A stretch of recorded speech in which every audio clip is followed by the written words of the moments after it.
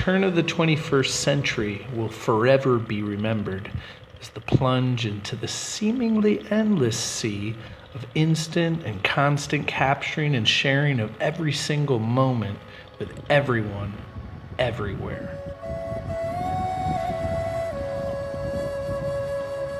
But how do you go back and share the pictures and movies of what was never caught on film?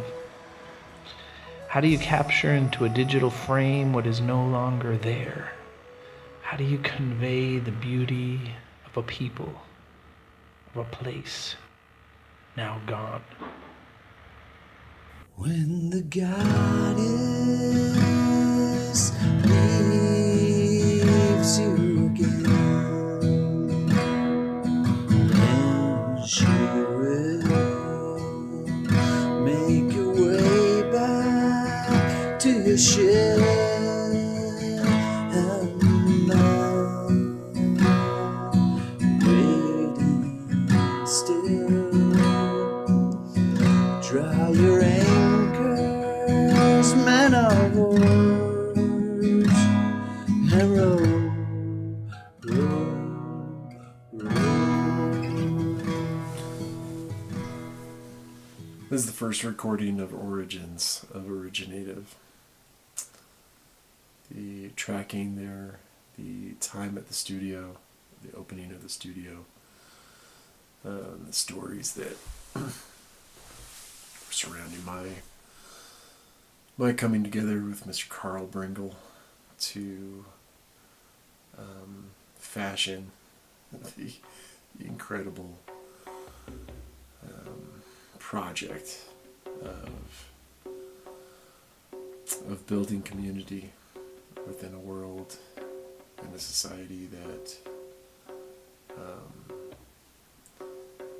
really, really pushes the impossibility of that.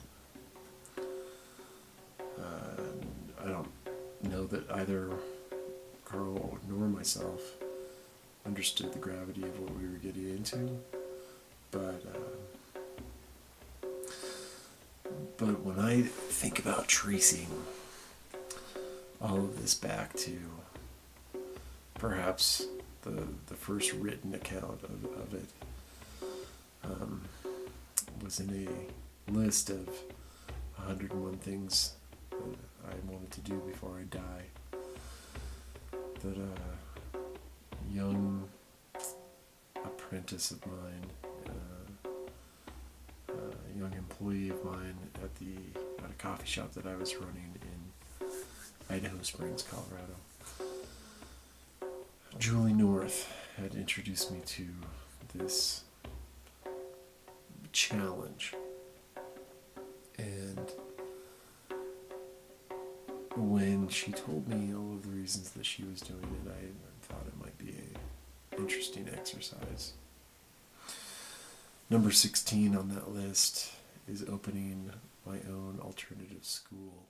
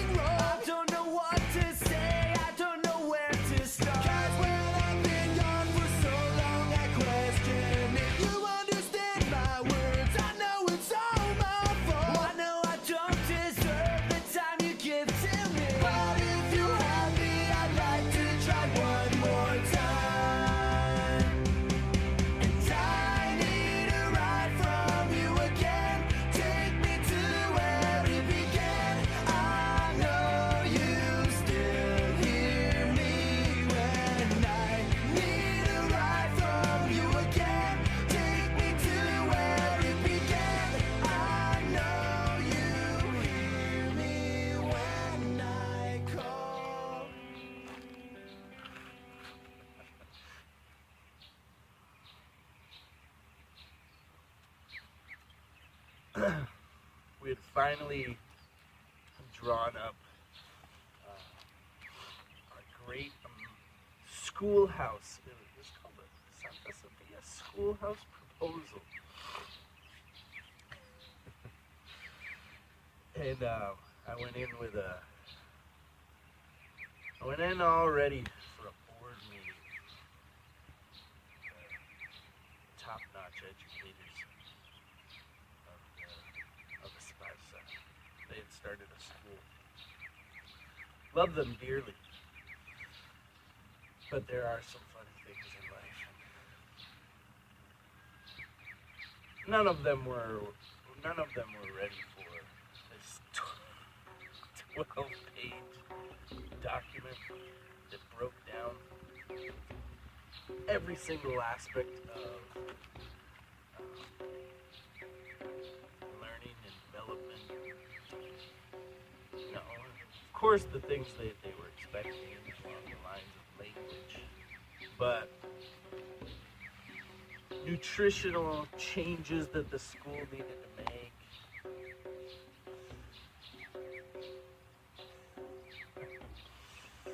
So, I remember being very excited going into this thing, as youth should be when they feel something in their heart, something they're passionate about.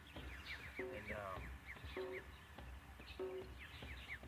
the board listened to me attentively, as they always have, for the first 10 minutes or so. And then, one by one, they started to doze off into a deep sleep. Now this is way back when I didn't have much of a relationship with story or dream. All of this was just coming. Or else I would have said, wow, this is really magical. I've slipped them into that unconscious place where all great things come from. But then I just carried on. In my presentation, there were a few eyelids still open. And I just considered that the way it would be. When I was done, they were all asleep. And so I quickly pounded on the table a little bit. They all started waking up. And I'll never forget the president of the board's words after waking up. He was the first to go to sleep. The first one up. And he spoke, of course. He said, son, Carlitos, every time you open your mouth, I am more amazed. Well, everybody, meeting adjourned. Everybody started to wake up and get their bags and stuff ready and took off. I came out. Seemed like I rode my bike over to see Ron. And like, so how did it go? You know, we had big intentions to no concept at the time of starting our own place. We were thinking, work out a space at Santa Sophia where all of this could live. And that wasn't meant to be. I didn't know it at the time. And we had our eyes on this building. I just felt like instead of like we could pull all of the school out into this haven we would create, you know, for learning in a different way compared to the insanity happening in classrooms and testing and all this. But that never came to be, not like that. Ron asked me, so how did it go? I think it went really well. I told him the words the president had said. And anyway, the weeks went by and I didn't hear anything. 3 weeks in, I decided to approach one of the board of directors and asked them about that proposal.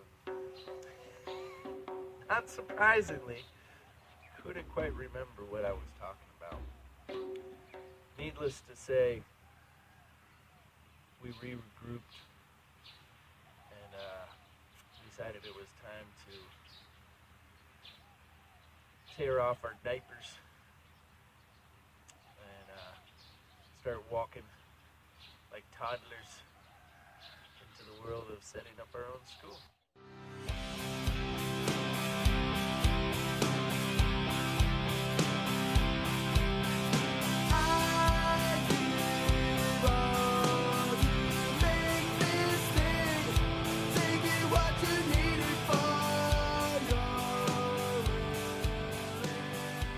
The first time I met Carl, he met me wearing a white t-shirt and a beanie hat and jeans and Converse, ratty Converse. And there was a certain togetherness to him that contrasted my showing up in slacks, a dress shirt and tie, in the god awful heat of Esparza, Costa Rica. As I'm sweating like mad trying meeting this guy. He's tattooed up. He's got these tattoo sleeves and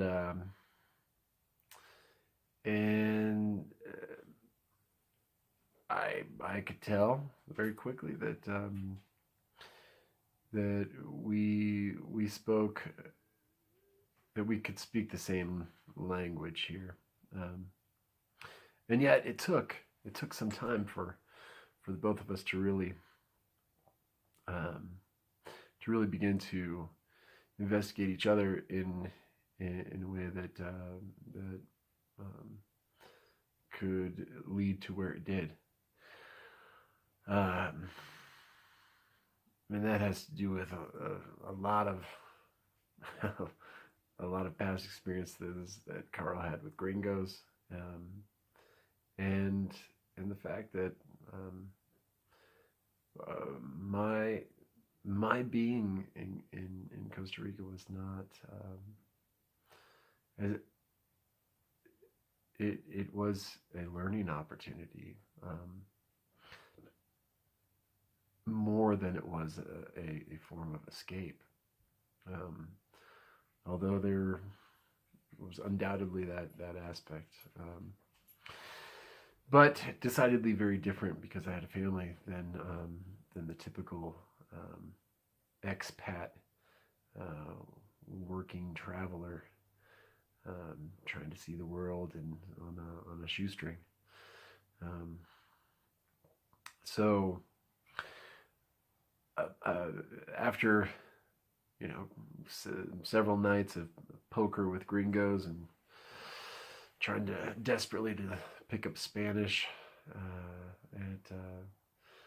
around a gambling extravaganza over beers on the weekend, and it was Carl would occasionally come into the teacher's lounge and have and ask me a question or we'd get in a conversation about education, and I was sort of desperate to talk to anyone about education after having had that as a passion that I wanted to explore, but not within a traditional track. Those conversations led to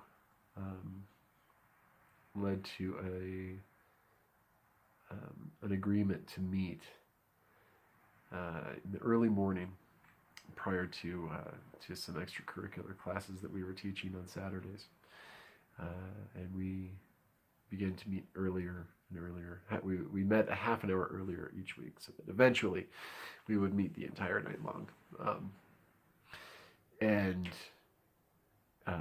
the subject was how do we really build an educational environment that made sense and that was relevant to the youth that we were mentoring. It wasn't based on on propaganda.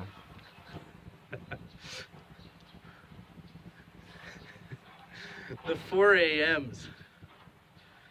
Anyone who's heard these tales around a warm fire, the way you're supposed to hear about these things, these origins, where it all got started, has definitely heard about the 4 a.m.s. They are the trademark for what is now the conversation that never ends. I had no idea back then. The way I remember them getting started was I used to go for questions during recess and kind of, finally get what I wasn't getting at the local university. But in short segments, interrupted, oddly enough, by school bells that Ken Robinson, through material Ron would push me through, made very clear were unnecessary in school environments. Here, two teachers were surrounded by kids, figuring out this whole thing on education and development, and being interrupted by school bells. And so then it was lunch times, and it grew into coming into school early, brewing some coffee with Don Roman, and he'd always think the two crazy gringos, it would move to 6, 5:30, 5 in the morning, 4 in the morning. We couldn't get to school at 4 in the morning because the guard was always startled.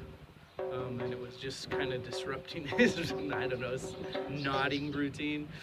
So I remember crawling out of bed, driving my wife nuts, getting on my banana bike, and riding, I'm 1.5 kilometers through the dark across this Pan American highway over to Ron's house and knocking on his door. And he would kind of get out of bed, and really all of us were really like, both spouses and Ron and I, like, is this really happening? And it was, and there was just such richness, and we didn't know where we were going, but we were just caught up in the dreaming and the planning and especially on my end, the learning and Ron wanting to find someone that could help him carry the vision far bigger than him and far bigger than the two of us, that's for sure. But yeah, those 4 a.m.s are at the very beginning of the conversation that never ends.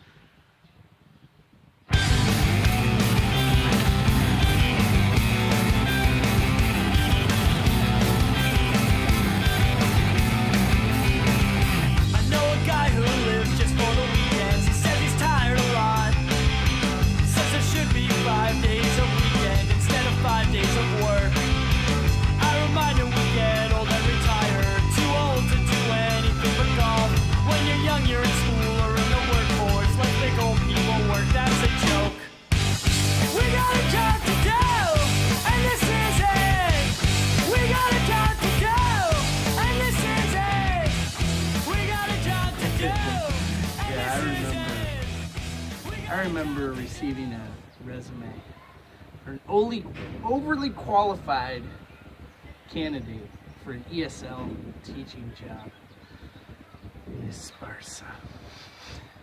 2 master's degree in poetics, literature, and then all of the other wonders I would discover in him as our relationship grew.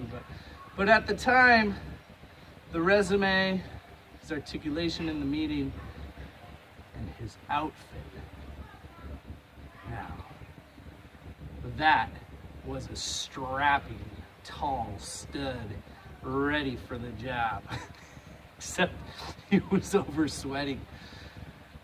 Button-up shirt, tie, slacks. Yeah, hard to forget. I was kind enough to let him know what would take me, because I came in the same way for my first day of teaching. But it's not neat in Esparza. Everything's pura vida. So I told him right off, when you come in on Monday, make sure to dress the part. And he did. He wore shorts from then on out.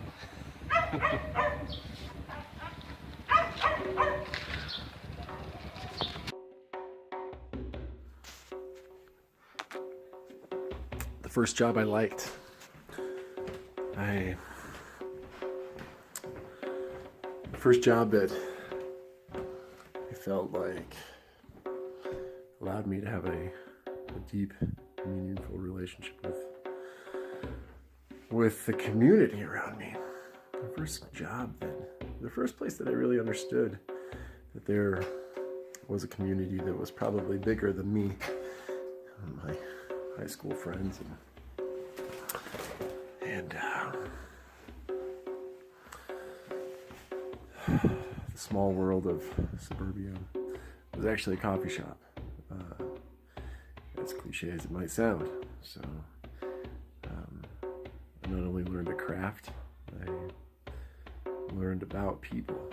I had to learn about a bunch of people that I didn't necessarily choose to interact with, but I fell in love with the aspect and the possibility of community. A bunch of unlikely people that had this one thing in common.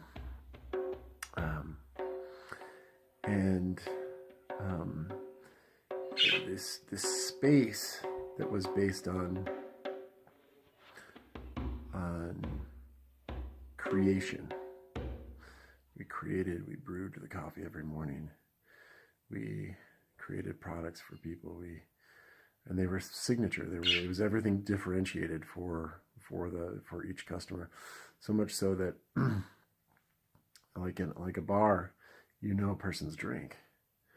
And when you know a person's drink, you know something interesting about them. You don't know everything about them, but you know something interesting. You start to know people's stories. You know them through this very one intimate lens.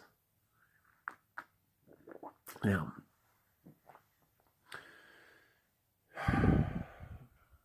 my love for coffee grew into a love for all the people that worked with me and that I served, and it conjured in me a longing for that community to be established on a much broader platform than simply coffee. How do we rely on each other for more than that?